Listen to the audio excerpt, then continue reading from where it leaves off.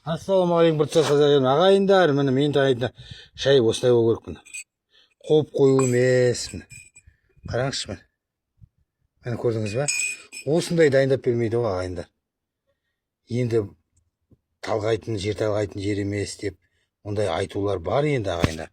Бірақ та бағана біздің еліміз аман болсын, жұртымыз тыныш болсын ағайындар. Мұндай шай ішкенде бір демалғанда ішеміз ғой. Bir жерге барғанда шариғатты қоспай айтқанда да қазір Атырау Құрманғазы ауданында өлім мен тойдың арасы білінді ғой, ас мәзірі шықты даже. Сол ас мәзірін айтпай ақ қояйық та, қазір дұрысталып кетір. Бірақ қара шайға келгенде маған мен қара шай бермейді, маған сұп-сұқ етіп береді. Соны айтайын дегенім ғой. Айтпен деп шама бір видео менен Коля Алексеевич. Айта берді деп айтпаңыз, мына құрбан айт жатыр ғой. Жалпы шектікті құрбан айттан кейін беру керекпіз. Шектікті бере беріңіз, берме деп тағы айтпаймыз. Бірақ еске аламыз ғой, өлімді любой уақыт еске алуға. Жұмада шелпек пісіріңіз.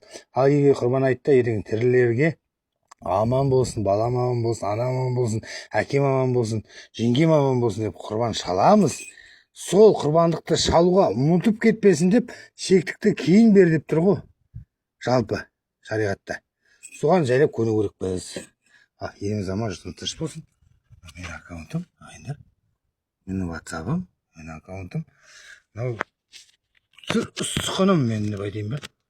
Менің ұсқыным осы. Ху